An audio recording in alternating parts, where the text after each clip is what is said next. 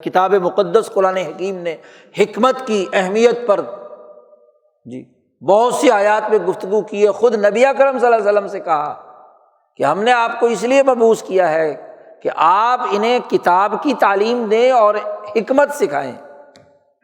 حکمت سیکھی جا سکتی ہے، نبوت نہیں مل سکتی کسی کو نبی اکرم صلی اللہ علیہ وسلم کے بعد۔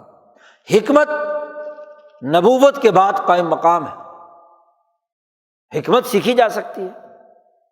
تو نبی کو حکم دیا کہ ان کو سکھاؤ، یعلمہم الکتاب والحکمت وَإِن كَانُوا مِن قَبْلُ لَفِي ضَلَالٍ مُبِینٍ، پہلے یہ گمراہی میں ہیں، آپ انہیں حکمت سکھاؤ، قیادت کرنے کا طریقہ اور سلیقہ سکھاؤ۔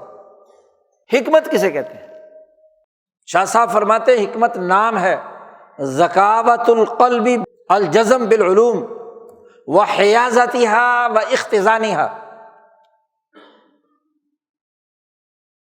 کہ اس زیر بحث مسئلے سے متعلق جتنے علوم اس میں انوالو ہیں، نہ صرف ان علوم کی معرفت الاشیاء کما ہی، اس کی معرفت ووضعها علی محلها علی الصواب، بلکہ معرفت کے ساتھ ساتھ ہر علم کے دائرے سے متعلق قانونی نوک پلک سنوارنے میں ہر علم کو اپنے اپنے مقام پر رکھ کر قانون سازی کرنا۔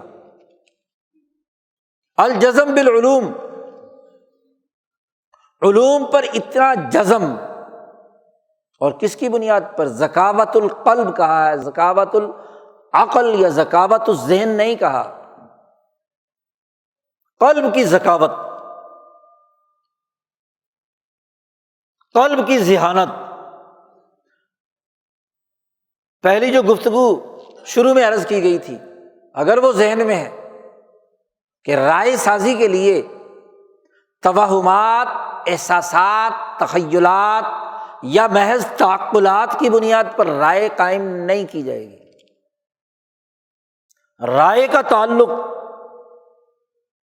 اس ادراک خامس سے ہے، پانچواں ادراک جو اشرف من التعقل ہے، انسانی نفس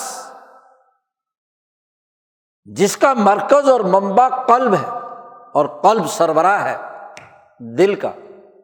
شاہ صاحب فرماتے ہیں عقل قلب کا وزیر اعظم ہے، فیصلہ جو ہے وہ قلب نے کرنا ہے۔ تو قلب میں ذکاوت ہوگی تو وہ عقل سے بھی سوال و جواب کر سکتا ہے کہ یہ جو تو نے تجزیہ کر کے پیش کیا ہے، اس میں کہیں سرمایہ دارانہ عقل تو شامل نہیں، اس میں کہیں ذاتی مفادات تو شامل نہیں جی۔ تو بڑی بنیادی سی بات ہے کہ جو فیصلہ کرنے والا ہے وہ علوم پر اتنی پختگی رکھے، الجزم بالعلوم ہو، اور وہ قلبی ذکاوت کے ساتھ عقل میں کوئی خیال آیا ہے، توہمات میں سے، احساسات میں سے، ہاں جی، اسی طریقے سے کیا ہے، وجدانیات میں سے کوئی آیا ہے خیال، سرمایہ دارانہ راستے سے آیا، کسی بھی راستے سے آیا، تو قلب کی ذکاوت اس عقل سے بھی سوال و جواب کر کے پرکھ سکے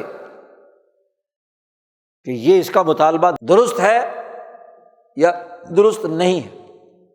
تو قلب کے اندر یہ سمجھ ہو، اور پھر صرف جزم بالعلوم ہی نہیں، شاہ صاحب کہتے ہیں حیازتہا و اختزانہا،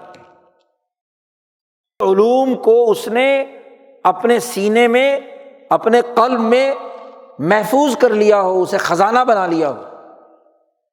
یہ نہ ہو کہ ایک علم کا ایک پہلو تو اس کے سامنے ہو اور دوسرا علم غائب ہو جائے، تو وہ قانونی نوک پلک کیسے سنوارے گا؟ تو مفاد پرست ہے۔